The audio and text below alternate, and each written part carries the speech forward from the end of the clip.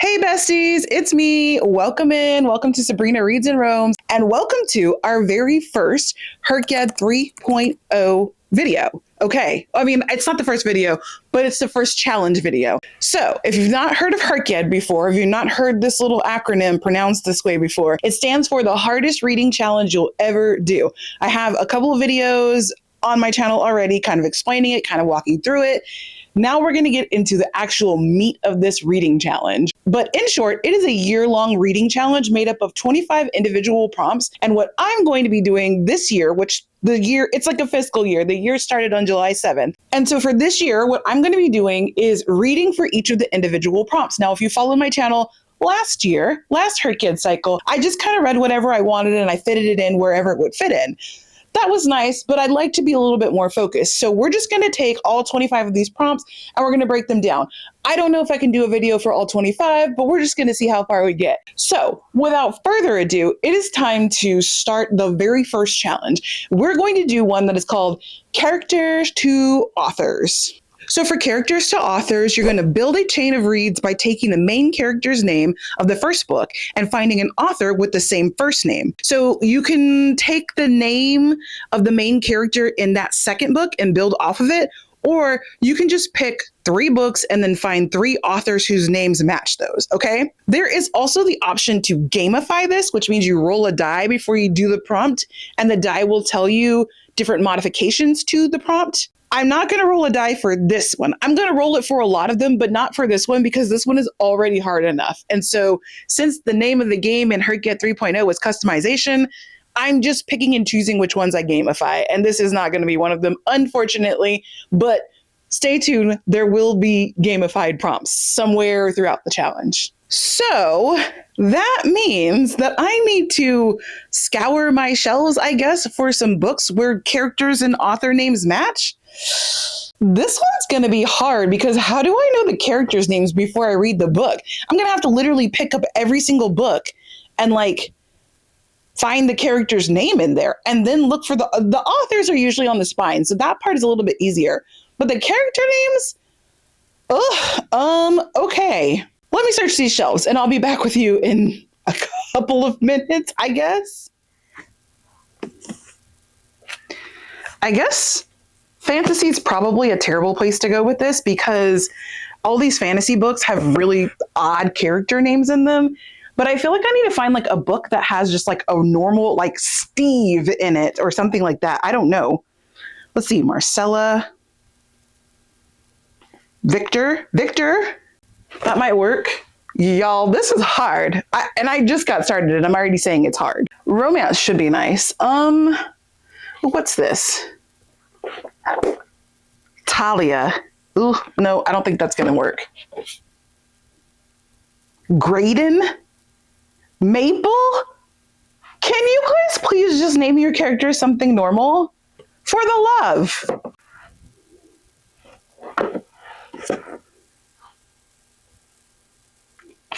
Okay, no, I'm going too far into the book to figure out what her name is. I don't know. Her name is Verena. Okay, Kennedy, come through for me. I see an Ezra. What's the other person's name? Ezra, and I feel like the other person's name is Kimby. Help me. Maybe Kristen Hannah has something for me. Let me check. Why won't the back of the book just tell me their names? This is exactly what makes this challenge difficult. It's not necessarily reading the books, it's finding the books. Vian, they're French names. That's not gonna work. Again, I'm looking for a Mary, a Becky, something simple. What's our girl's name in here? Ophelia. Okay. I don't know that I know any Ophelia authors. Someone be normal. Such a good wife. Melanie. I can work with Melanie. Her husband is Colin. Melanie. Okay. Let's see if we have any Melanies. Jeff. We have a Jeff. I don't have too many male authors on my shelves, but Jeff is pretty common. There's got to be a Jeff, right? We got Lev Grossman. We got... Oh, here's a Jeff. Jeff Marriott. Okay, what's the character's name in here?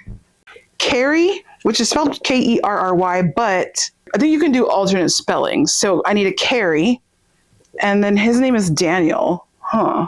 I highly doubt I'm going to find a Daniel, but I think I should. Carrie? Do we know any Carrie authors? Carrie Soto is back is not an author, though. She's a tennis player in a book. Oh, I just got Lily King's Writers and Lovers. Is there a book with a character named Lily in it? I searched so many shelves and I literally could not find a character named Lily. I did find some books, like I was Googling and I found some books where there's a character named Lily, but I don't own either one of them. I really do need to read the books on my shelf, so I got to keep looking, okay? This is going to give me a headache. Okay, I have my victims, and I made one big chain from character to author to character and back again because everybody's name is Claire. So I'm going to show you the first book, and then I'm going to give you some hints about the other two books. See if you can guess what they are. Like, just drop your guesses down in the comments. So anyway, we're going to start off with Outlander by Diana Gabaldon. It's a little bit of a chunker, but that's okay. We're starting off the challenge strong. We have high hopes. How many pages is this exactly? 627 pages, and that text is not large. So that is book number 1. In book number 2, we have a bargain with a goddess. We have memories that are traded for safety. We have a twin brother who is in trouble, a forgotten prophecy, and a 300-year-old curse. And for book number 3, we have a librarian in a magical sort of library situation. We have a bunch of books that are not finished being written, and we have a little bit of religious mythology. Now that I have my 3 books selected, I'm going to go read them. And I'll just warn you right now, there's going to be some spoilers in here. I will put something up on the screen to let you know. And I can't wait to see how this turns out. All right, let's go. Okay, good morning. I am in the car. I am strapped into the car. The car is on. I am ready to go. I'm ready to pull out and hit the road for 3 hours of driving to a conference for work. And so I am starting Outlander because that's 3 hours of audiobook that I can get through this gigantic book. But it is basically the only book that I'm going to be reading throughout the duration of the conference. So I'm hoping that I get a good chunk of it done by the time I return from the conference. And then afterwards, I'm just going to hunker down and that's what I'm going to do for the weekend after I return. So those are my plans starting right now. Outlander. I will see you guys when I get to my hotel room from the conference because it's going to be a very, very long day. Okay, I have made it. I have arrived. I am at Le Hotel. I'm staying at the Westin in Charlotte, in center. It's literally across the street from the convention center. So if you have been here before, you know where I'm at. If you've not been here before, it is gorgeous. It is beautiful. I'm the next time I come to Charlotte, this is where I'm staying. Although probably not, because who can afford this? I have a beautiful view of another building. So let me see here. I was listening to Outlander on the way here. I am on chapter 5 right now. Progress bar, percentage complete. I'm 11% of the way through this book. Actually, I'm into it. So I don't know what I was expecting, but I kind of thought this is going to be weird. Because I've seen clips from the TV show and I was I don't have any interest in that. But listening to it, I'm uh-oh. And I don't really know exactly what's happening. Oh my gosh. Page 66. That's how far I am. It's just this much right here for 3 hours of listening. And I listen on 1.35 speed. Oh, this was only on 1.2. Hold on. We need to speed this baby up because on Libby, I listen on 1.35. And this is somehow on 1.2. So now it says I have 20 hours left in this audiobook. But I have a lot of pages left in the book itself. The conference is on lunch break right now. So we got another 40 minutes until lunch break is over. Since my hotel is literally across the street, I came over here. They said my room was ready. It's only 11 o'clock in the morning. I don't know. I think I was gonna try to read something while I was over here, but I almost kind of just want to play on my phone for the next like 20, 30 minutes before I have to walk back over there to go to the afternoon sessions. So I think I'm going to do that. This was supposed to be a reading update. I guess I did update you. So far, I am thinking that she is the main character, Claire. I'm thinking that she is going to, okay, so if you don't know what this is about, basically there is a woman who is on vacation. I think is the 1950s. She's on vacation with her husband and they go out in search of some witchcraft or whatever. And she time travels back to the 18th century. And so she's there and this new guy that she's with, I think his name is Jamie, if I remember correctly. I think they're going to fall in love. And there were some hints ahead of time about how her husband was like, you were gone nursing in the war for like 6 years. And so just saying, if you did cheat on me, like, it's totally fine. Like, I don't care. It doesn't change how I feel about you. So there were all these kind of like hints sprinkled in the beginning. And I feel like she's going to fall in love with this other guy. She's going to have like inner turmoil about like, oh, my husband. And like, when am I going back to my present time? Like, I gotta, cause I can't with this dude, but I think they're gonna eventually. It's a very long book and it's a very long series. This is book 1 of like 52 and they're all this long with tiny, tiny words on the page. So is it maybe a slow burn series? Probably. That's my thoughts on it, but I will get back to you when I read some more of Outlander. But so far I am liking it. I am scared that I'm about to get pulled into a very long series and forsake everything else that I have going on. Would not be the first time I've done that.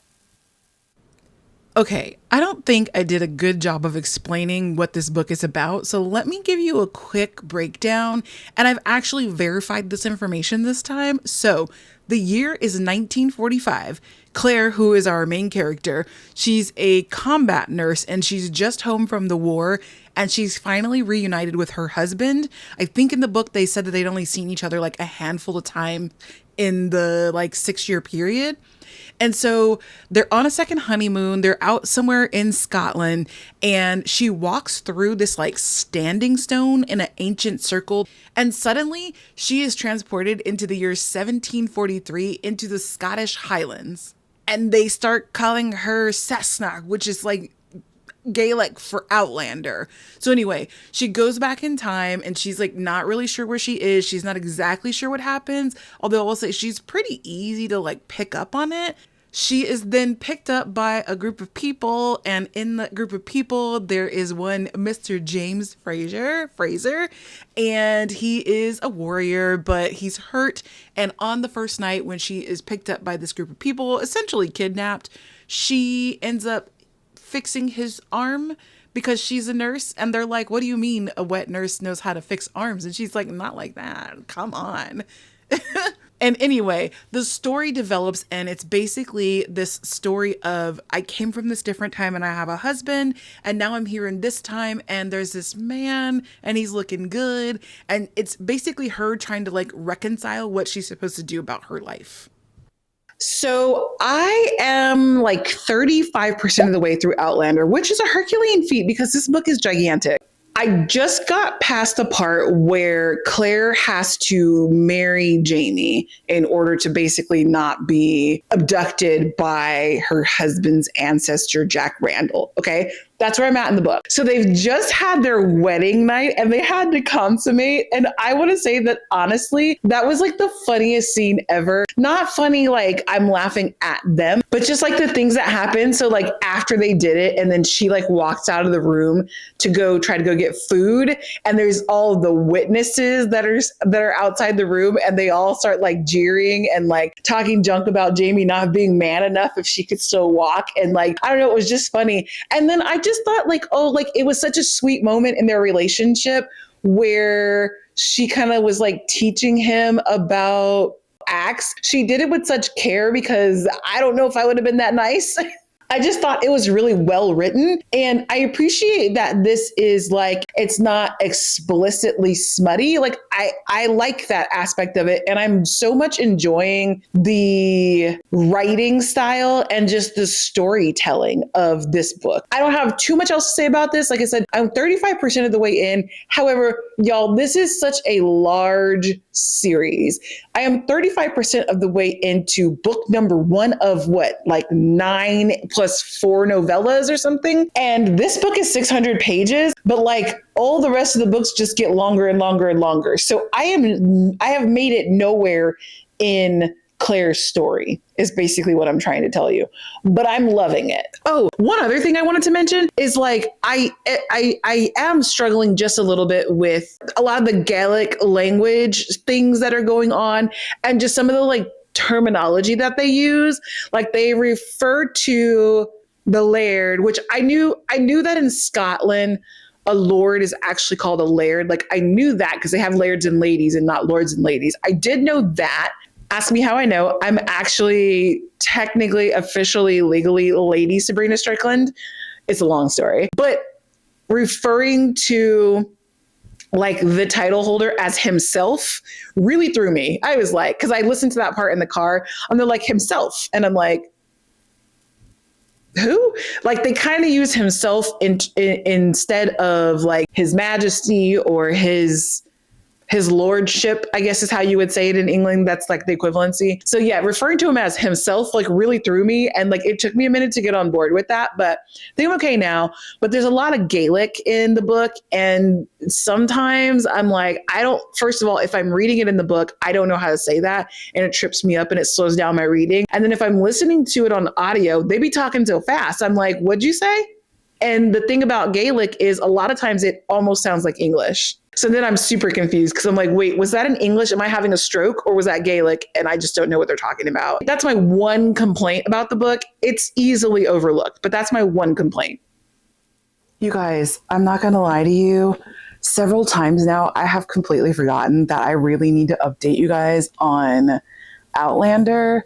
I'm approximately 65% of the way through this book. And the way that I am loving this story, these characters, I don't even know what to say. Like how like engrossed I am in this. You know, when something's like a quick read, this is not a quick read.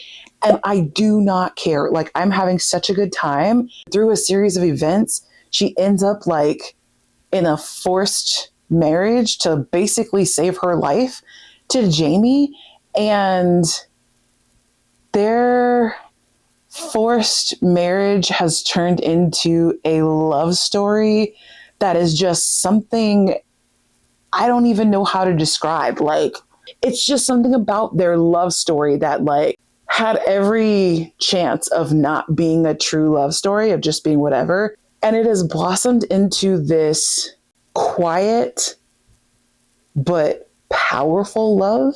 It's something about the way that Jamie loves Claire, and it's like he's like, that's my girl, that is my woman, like you're not gonna do anything to my woman, that's my girl, okay? And like there are certainly things about him and about their relationship that I'm like, I don't think so, but like, and I'll leave that to be discovered, but it's just such a powerful type of love that comes from him. I am at the point where she figures out, or he figures out actually, how to get her back to her time where she's supposed to be.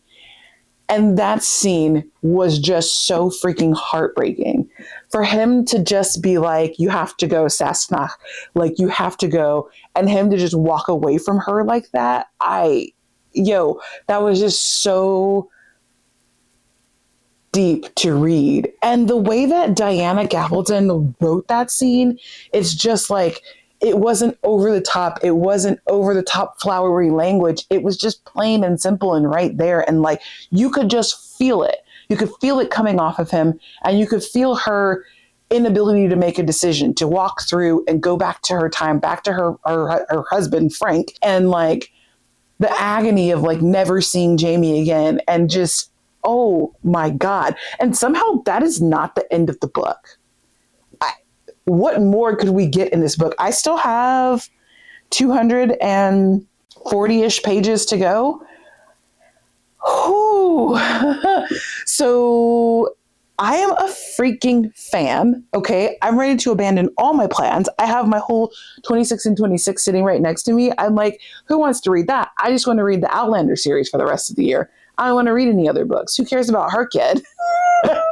Which is the whole reason why I'm reading this. Diana Gabaldon, I bow down to her. She has done her freaking thing in this book. And I would be shocked if I read the last 200 some odd pages of this and did not think that this was absolutely freaking incredible. I would be shocked. Yeah. All right. I'm going to go. You can see I'm in my pajamas. I'm going to go try to read a little bit more of this book before bedtime. Okay. So I am done with Outlander. I'm going to put up on the screen for you kind of like the other prompts that I felt like this could count for. I am only going to assign it to the one prompt today, which will be the character to authors. I don't know. I'm going to come back in like every other month or maybe quarterly or something and assign books to second prompts to kind of like see where I'm at. Cause I want to just like, I don't want to have the forensic mania of trying to fit it into a second prompt at the moment. I want to just enjoy being done with a prompt, which is different from how I approached it in hyrced 2.0. Anyway, so Outlander. I loved this book so much. You guys, I'm already watching the TV show. I've never watched it before because honestly, it didn't look interesting to me. And I will say that after watching episode 1, if I had never read the book, if I didn't know these characters and know what was happening in their story, I wouldn't have come back for episode 2. It is not like really my style of TV show that I want to watch, but I put it on because I kind of wanted like the imagery to go along with what I was imagining in my head. And I wanted to see if that was going to be anywhere near close to what other people had imagined, if that makes sense. I will say that for the TV show, they absolutely nailed Mrs. Fitzgibbons. Like that is 100% exactly what I thought she looked like. There was a serious miss on Jamie. That's not what Jamie looks like. And you can fight with me in the comments if you want. So anyway, that's not what this is about. We're talking about the book. So I initially rated this 4.75 stars, and I'm trying to decide if I want to raise that up to a 5 or do I think 4.75 is accurate. I think it maybe needs to sit with me a little bit longer. Usually when I have a 5-star, I know like by the time the book is done. And I didn't exactly have that from here, but I'm like, maybe it's such a good, strong opening to a series that it actually is a 5-star. I don't know. We'll think about it. But for right now, it's a 4.75. This is like awkwardly behind my head. I'm going to just move that off screen because that's weird. Anyway. So I really like the love story that develops between Claire and Jamie. And like, it's so funny because I find myself randomly just been like, Cessna. Like, I don't know why. I just randomly say that out loud these days. But I do know that whenever I say it, it brings me this like warm, fuzzy feeling. And it like makes me think of them and their love for one another. Other things that for me were really great in this book, I really felt the Scottish Highland vibes, which I don't know if I've ever really been brought into the Scottish Highlands the way that this did. And then seeing the TV show, I was like, yeah, that's what I thought. That's what I thought. I thought that the rest of the cast, besides Claire and Jamie, were done really well. Like they all had like good character development. And even though the book was like long AF, I mean, look at this, long AF. Even though there's so many pages to this, I didn't feel like any of the pages were wasted on fluffy words just to get a page count or a word count in. I felt like it was all truly useful and beneficial to the story. This is such a beloved series, and I can totally see why. And I'm excited to read more of it, which is not something that I truly thought I would find myself saying about a book in which they rarely bathe. This series is going to be a lifetime commitment. There are so many books, and they only get longer from here. Like, it's too high for me to reach it. I was going to grab the second book, but it only gets longer from here. And then there's like spin-offs and I'm like, Lord fix it. But anyway, I'm excited for it, so it doesn't really matter. One thing I will say is I do feel for your girl's husband, like her first husband who got left behind in like the current day, which is like, I don't know, it's like the 1940s or 50s or something like that. Here he was on his honeymoon redo with his wifey, like he hasn't seen since the war started. And he's thinking like, we're going to get this off to a good start. Now, I will say he's a little bit drab, like he's a little bit boring, but I mean, I don't know. He seemed like a decent fella. Like, I'm sure he was fine. And I do feel a little bit bad for him because like his wife just up and disappeared. She didn't leave a note. She's just gone. Like, what do you mean? Where did you go? I thought we were here to have a good time. I would like to know if there is ever going to be any follow-up with him in the course of, what are there, like 8 main books or 9 main books? Do we ever circle back to him? I think, was his name Frank? I think his name is Frank. Do we ever circle back to Frank? Does she ever go back to her current time where she's supposed to be from and like travel back and forth? Like, I want to know what happens. And I think that's why I'm so excited to continue the series. And so this book really, really did it for me. So this is the first book in my characters to authors chain. And our main character's name is Claire. So with that being said, let's go ahead and get into book number 2. Okay, it is time for me to read Isle of Wrath. This book is written by a Claire. Okay, have update on Isle of Wrath. So I am 33% of the way through this book, so not the 1/3 mark.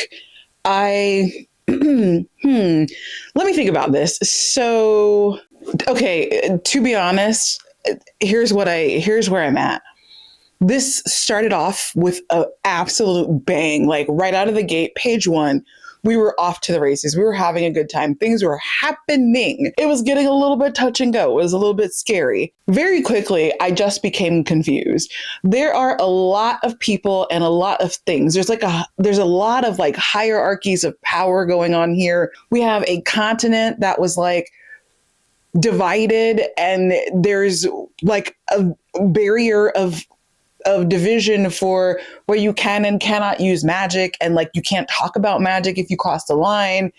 There's all these different places that we're going to in the story. I'm confused. I think it's me. So this is something that I wouldn't say it happens every time I read fantasy, but sometimes when I read fantasy books that are very in-depth, very involved, I get confused. And there's like too much going on for my little pea brain. And so basically, essentially, I just keep reading until it starts making sense. Now, usually that is in a very long fantasy book. I'm talking like 600, 700 pages. And then it'll start making sense eventually. And I'm like, oh, okay, yeah, got it. The problem is this is a 400-page book. And I mean, I'm on 100 and something. So I'm like, is it going to start making sense before we get to the end? Or am I going to read this whole book and go, what? I don't know. I might have to like Google part of this. Like I'm going to read basically to the 50% mark. And if it doesn't make sense by then, I'm going to have to Google it because I don't know. And I don't know at this point if it's me or if it's the book. I could not say, but it seems interesting. So I don't know. I mean, I'm going to keep reading because it's not uninteresting. I'm just confused. And I will let you guys know if I figure anything out about this book. That is the update on that. Let me go read some more. It is stormy today. I don't know if you can really tell outside the window, but it's extremely stormy. It is pouring down rain. And it's been thundering all night long. It's early in the morning right now. And I was like, well, I need to give an update on this book. But also, I would love to just get back in the bed and go sleep. But you know what I mean? Like, I'd love to just curl up with the blanket, get some hot tea, and be on the couch and read my books. But it's a work day. Hopefully, it's still raining by the time work is over. Because me and the couch and my blanket and this book have a hot date. Tomorrow is a summer Friday. And so I don't know, y'all, if this weather holds up through tomorrow, that's going to be great. I heard there's like a tropical storm in the Gulf right now, something like that. And that's where our rain is coming from right now. So if it holds up for tomorrow, I'm literally going to do nothing else tomorrow on Summer Friday besides lay on the couch with my blanket, with my book. I'm just rambling at this point. Let me go to work so that I can get off of work so that I can go read my book. Let me just read you the opening from the back of the book. It says, "A forgotten prophecy, a 300-year-old curse, and two people bound by a goddess to break it, if the bond doesn't break them first." Okay, so this is something, it's like a story that takes place on an island. The island's called Linares. And this is an island where people trade their memories to come live on the island for like asylum, essentially. And then, so none of them remember their past or like where they came from or why they're trapped behind something called the Shroud, which is like a giant wall or cloud of darkness that hangs over the island that they're on. But like, they never break the rules that are set upon them because they are promised safety and sanctuary and an easygoing life in exchange for those memories. So our main character has been hiding that she has a magical gift of healing in order to not get in trouble. Her twin brother gets hit by a poisoned arrow, so she breaks the most dangerous rule of all and she heals him. But she also bargains with the goddess of death in order to save his life because she doesn't exactly know how to use her healing powers. And so she kind of panics and she makes this bargain with the goddess. And so then the goddess sends her warrior to go basically redeem her promise to her. And the goddess decides to bond the two of them together, like a mating bond, but like it's done by the god, not because you guys are supposed to be mated to each other or because you guys even like each other. And so the whole book is essentially like them dealing with the bond that they've been forced into and then also like saving her brother and trying to get rid of the shroud. There's a lot going on in this book. That's all that I can say. Okay, I am 2/3 of the way through this book now. I'm still a little bit confused. It's going to be very difficult for me to talk about this book other than my feelings because I'm still like the people and the places and the things and the reasons are still a little bit confusing. Maybe I'm just not in the place to be reading this book right now, but we're reading it. So it is what it is. And it's not bad by any means. There's nothing that I can say negatively about this book. I just am struggling to keep everybody straight. So, I mean, I don't know what that's supposed to mean about me. But anyway, it's probably going to take me about 2.5 to 3 more hours to finish this book. It's 2:00 right now. So I don't know, like 5:30ish, I think I should finish. I wish that every day was a stay at home and read day. That would be the ultimate supreme lifestyle, just being a stay at home reader. But I will say that the story is heating up. So there's a love story. It's like they're mated, but they weren't chosen to mate. But they have this like burning desire under the surface that's attached to or because of the mating. But like, it's weird because they don't really like romantically care for each other. They just desire each other really, really hard, which on one hand, okay, that's weird. But on the other hand, I can appreciate that we didn't have to go through a love story that was truncated and didn't really develop. And we're just feeling this burning desire that they have for each other. He's also got a case of the toucher and dies. I hate to talk about a book in terms of strictly tropes, but like that's really what it is, you guys. We've just turned the corner into a point where we understand who is being hunted by the big bad. That's the best way that I can explain that. So it's heating up. It's getting good. So I'm gonna tuck back into this book and I'm gonna get this finished because I want to know what the heck is going on.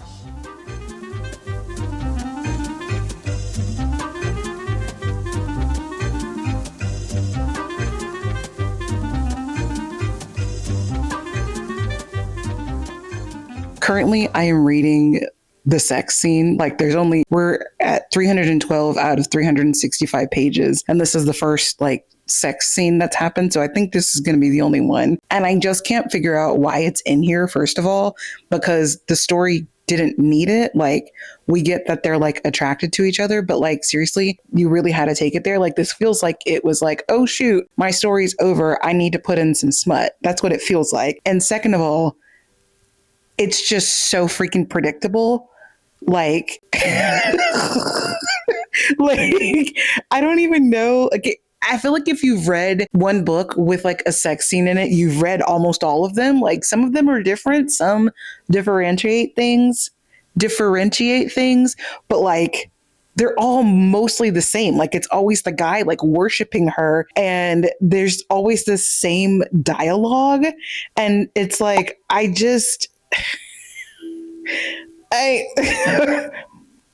she's like, I gasp at the stretch. Girl, please. I spread my legs wider to take more from it. Give me a break. Like, okay, I'm literally laughing while reading this scene. I don't think that's what's supposed to happen. Keep your eyes on me. I'm so sorry. Okay. I'm so I'm sorry. It's just so ridiculous. This does not bode well for this book. Where do I begin with Isle of Wrath? I wanted to love this one so much. I mean, the cover is stunning, and it has that like soft touch feel that I absolutely freaking love in a book. But alas, we are here to judge the actual story on the pages, not the cover. So this one was confusing, and I honestly thought that it was just me. And I broke down around the 50% mark, and I went and I read other people's reviews of the book because I'm like, am I dumb? Like, is it me? Am I just not smart enough for this book? I don't like reading other people's reviews until I finish a book because I don't want that to kind of like sway my opinion of a book.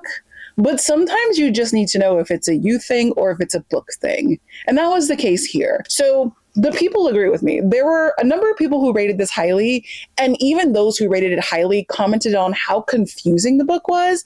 So that was reassuring, I guess. But I did push through and finish it because some of the people who rated it highly, even though they were critical of how confusing it was, they thought that the story was really good. So I'm like, okay, I'm going to push through. I'm going to finish it. I ended up rating it 2 stars. And let me tell you why. There was a lack of world building, and the world building that we did get was via the characters verbally explaining their own world to other characters. And it was just unnecessary feeling. Their explanations also were not clear or thorough enough to even be beneficial to us as the reader. So I just don't know why that was happening. It featured a very large, confusing cast. So everyone in this book has a name. Everyone has a nickname. And then they all have nicknames for their nicknames. And all 3 of these, for every single person, are like used interchangeably, even in like the same sentence. And it's like, who did what now with who and why?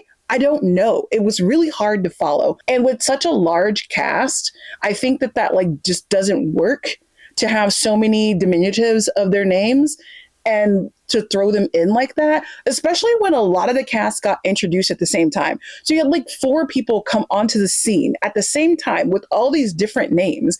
And it's like really hard to keep track of, like really hard. And at the same time, I'm trying to keep track all these characters and their names. Like, I feel like I needed a flow chart.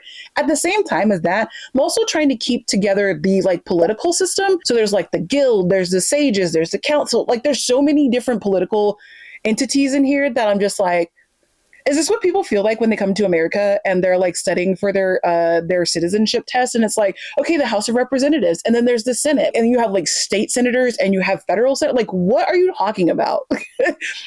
Okay, so it was very confusing. I did not feel like much was ever explained to me, and I felt like it was my fault, which is not a great feeling to have.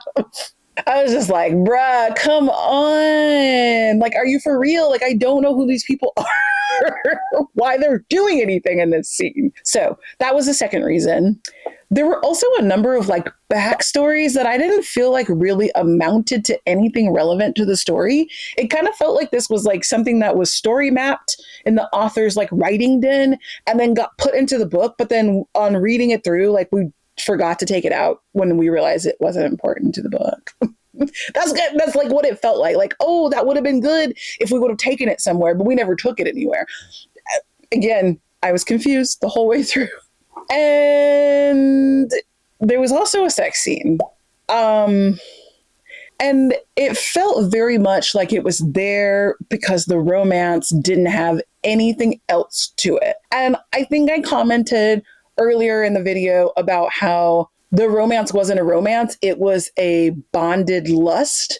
And that to me kind of makes sense that you would have a spicy scene in it.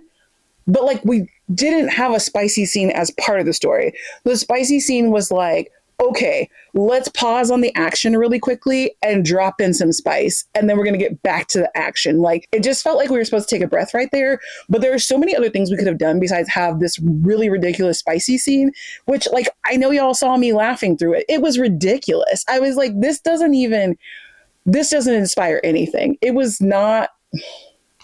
It was dumb. All of a sudden, he's like, I burn for you, even when I'm sitting in a bathtub full of ice. And I'm like,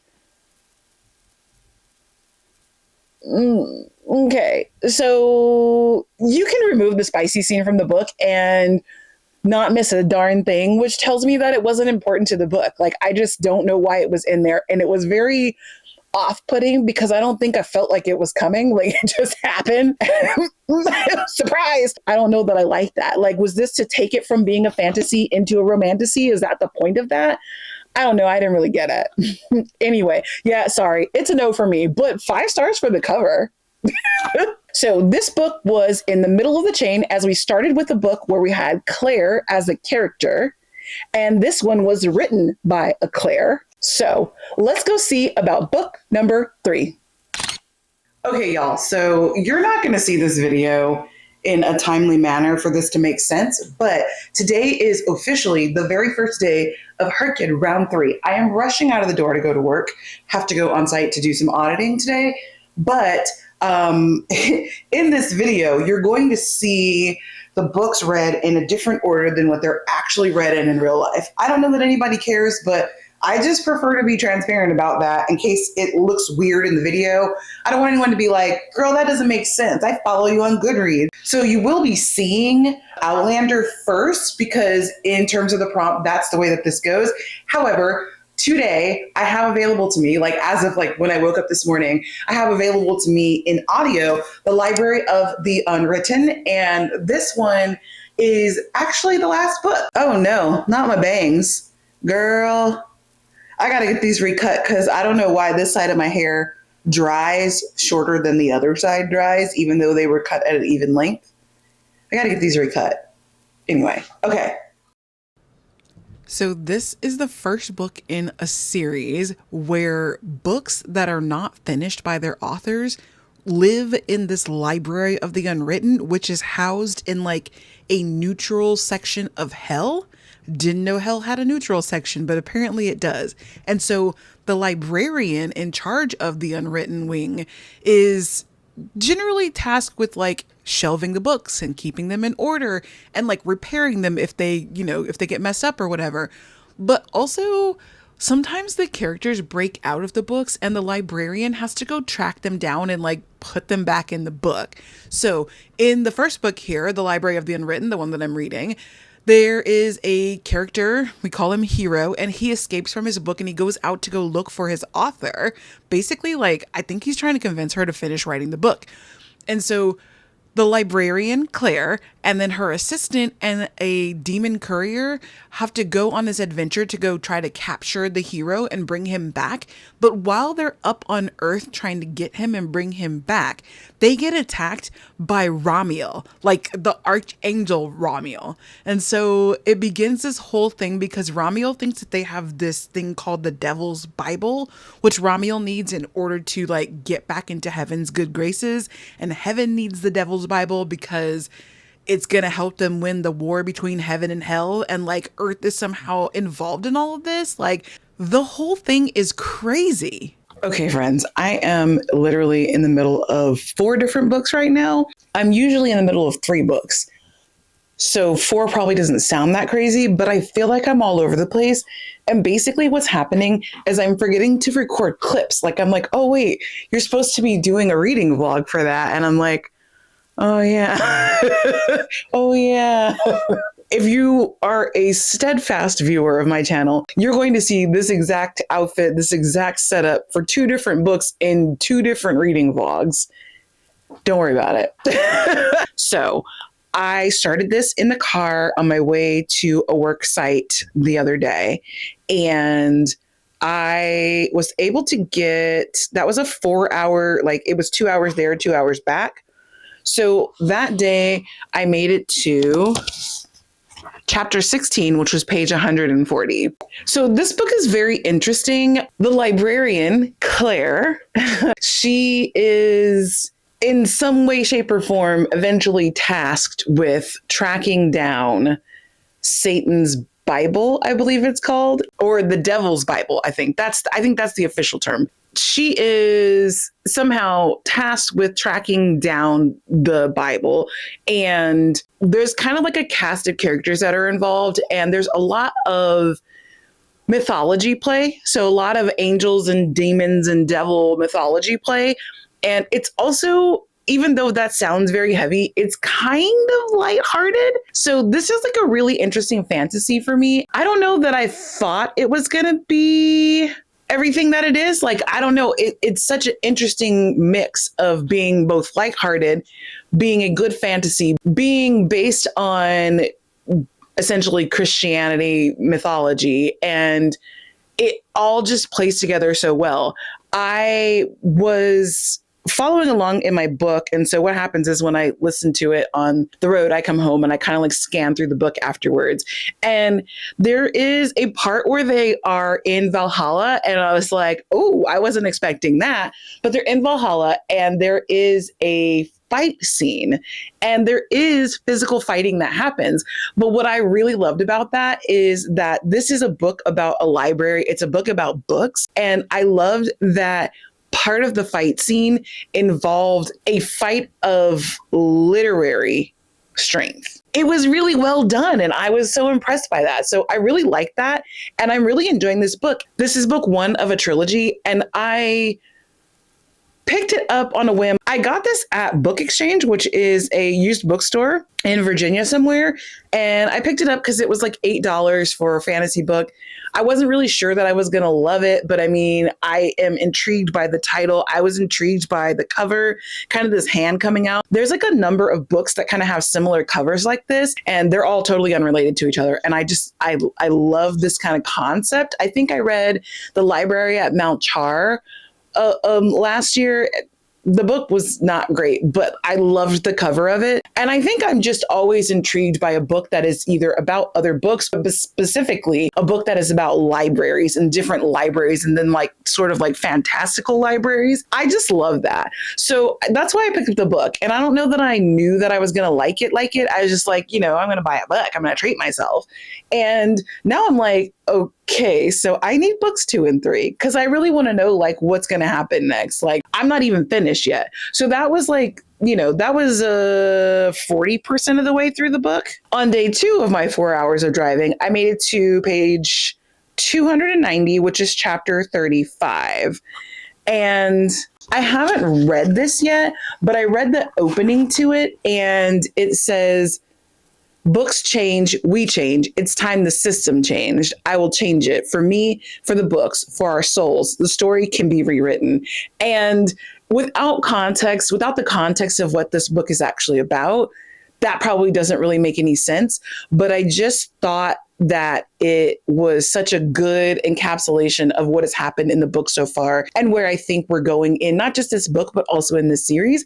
So I haven't quite finished it yet. I have about 80 pages left. And so I will probably, I'm thinking I'll finish this tomorrow, but I'm very excited for where this is going, and it's feeling like a keeper. Right now, it's feeling like a 4.25, 4.5 star. We got to see how she ends, but it's feeling really good. And a novel from Hell's Library. I'm ready to go to the next book in the series, and I'm super glad that I had to pick this for this challenge. Like I was scouring my shelves to try to find something that fit, and I'm super glad that I came across this. I mean, it's on my shelf, but like it probably would have stayed there for a number of years.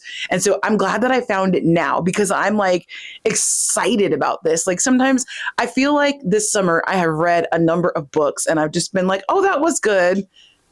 And this one, I'm like, yes. So yeah, I'm really excited that I picked this one up, but I will let you guys know as soon as I finish this. So while Isle of Wrath played with gods and goddesses, this book took us straight to hell. And what a time we had there. There were so many layers to this story, and it kind of feels hard to put into words, but let me see what I can do for you. The first thing is we have the library where the books that are unwritten, they have like this concept of books that can come to life in this library. And it's like the characters jumping off of the pages and ending up being like people of some sort of agency, which was just a cool take on things. Like I liked that kind of like thought process that the author was going for here, right? I also love that they were stories that were as of yet unwritten, because I think when you think about a story that's kind of like this, your first instinct is to think of like written stories that we all know and love that would work for the hyrced prompt of bookception. This will not work for that because the stories in this are unwritten. But I think that's where your mind naturally goes. And I love that the author did not go that direction. I love that we have these unwritten books that we're playing with. I will say that I've already picked up book number 2 for this, and I am like ready to read it right now. I don't know if it counts for any prompts yet. And so I'm probably not going to pick it up like today or tomorrow, but I'm ready for it. So I ended up rating this one 3.75 stars. And I'm hoping that the successive books just really build on that and like get better and better and better. There was a good amount of biblical lore in this book, but it wasn't done in a way that you need to be a biblical scholar or even religious in order to understand and follow along with it. So I super appreciate that, because it's been a long time since your girl's been to church. Okay. I'm a heathen. So yeah, just thank you for that. The main character, the librarian, she went on such a journey in this book. She went from being like a very astute librarian, like very single-minded, and like these are the rules of the library, to ultimately coming to a place where she could like consider people, which are like the characters that have jumped out of the books, as like deserving of nuance when assessing their situations, and not just, well, you're a character from a story, so XYZ. So I like that she went on that journey. I like that there was like backstory to her journey, but we were also able to like focus on what was happening. And I thought that both like the backstory and what was currently happening tied together really, really well. Like that, it was just like exciting the way it came together. The only real issue that I had with this book, there was a little bit of a pacing issue. Like it felt a tiny bit in the middle, like it drug on a little bit longer than it really needed to. And there were like some unnecessary scenes that were like added in simply for word count, maybe. I don't know, but I can forgive that due to the overall fantastic story. So this is the third book in the chain because the main character, the librarian, her name is Claire. Now, let me explain something, okay? Before you guys come for me in the comments, let me explain something to you. So I totally misread the prompt for this. And I initially understood it to mean all 3 books would have one name in common. So we have a character from the first book, we have the author from the second book, and then the character from the third book would all have the same name. That is not what that says. So after I chose my books and I was like ready to go, I was rereading the prompt for whatever reason. And I think I was trying to make sure that I had them in the right order. So I was rereading the prompt and I was like, I don't think that says what I think it says. So I got a little bit confused and I literally had to sit down, like your girl like put on her glasses and was studying this prompt like I was in school. I was like, what does that say? Like I was dissecting it word by word, line by line. So come to find out, I was wrong. So what it's actually supposed to be, listen carefully, how this actually is supposed to work is you have your character from book number 1. Okay, you following me? And that should be the author from book number 2. So we had Claire was the character, author Claire. Okay, what you're supposed to do from here is you're supposed to take the character from here. Her name is Ada. And that's where you're supposed to find a third book that has an author named Ada. Did I do that? No. So once I realized my mistake, I went to the Discord for the hardest reading challenge you ever do. It's actually for everything that QWERTY puts on. She has like Do Your Shit Storm and other events and stuff. So I went over to the Discord and I asked the moderators for a ruling on this. And it came back that I could read it my way. Personally, I think my way is cute because now everybody has the name Claire somehow. And I think that that's cute and precious and everything. And I think I made it harder for myself than it needed to be. But they said I could do it. I could count it my way. So I'm good. I'm gravy. But I do want to point out that I totally messed this up. So if you're taking your advice from me, make sure you don't screw up. But if they're allowing me to do it, they'll probably allow you to do it as well. So I think it'll be okay if you took my advice here. So thank you for your attention to this matter. I will say I did find a book at the library that is authored by someone named Ada Calhoun. I didn't bring it in here with me. It's in the other room. I'll put a picture of it right here. So I could read it. It's called Crush. I could read that, but I ain't gonna finish it in time for this video. I am filming this clip that you're watching right now 2 days before this video goes live. So I don't have time to read that book first and insert it into this video. I will most likely read it since I have it checked out from the library. I'll probably just read it anyway. So, I mean, I'm safe either way, but I have proof. I have got the screen. I got the receipts that they said that I could count my books this way. So I'm doing it. Anyway, all in all, this was a fun prompt. It probably would have been easier to find books if I was able to just go out and buy books that I wanted to read for it. But me forcing myself to read books off of my shelf was great. The only reason I got that one from the library is because I was already too far into this to backtrack and start the prompt over again because I didn't have anything that's authored by an Ada on my shelves at all. So I had to resort to my second choice, which was going to the library to get it. And I did find something, but they said that I could read it the way that I wanted to read it. And so I did. So I haven't read the Ada book yet, but it's okay. I had fun with this. I cleared 3 books off of my shelf. That was nice. I still have nearly 1,000 books on my shelf at this point. So, but we're getting there. We're making progress, 3 books at a time. And now I am finished with 1 out of the 25 prompts for Hyrced 3.0. I probably need to pick up the pace. I don't know. It's hard to tell this early on, but I feel like I need to pick up the pace. So, who knows? Anyway, yes, that was characters to authors. So thank you for hanging out with me for my first adventure in the Hyrced 3.0 reading sphere. I don't know what I'm saying, but you know what I mean, right? If you would not mind hitting the like button, hitting the subscribe button. And if you are unsure what Hyrced is, but you were here for the reading vlog anyway, drop me an emoji down below because I'm curious if any non-Hyrced people are watching this video. I just kind of want to know. So with that said, I will see you all in the very next video.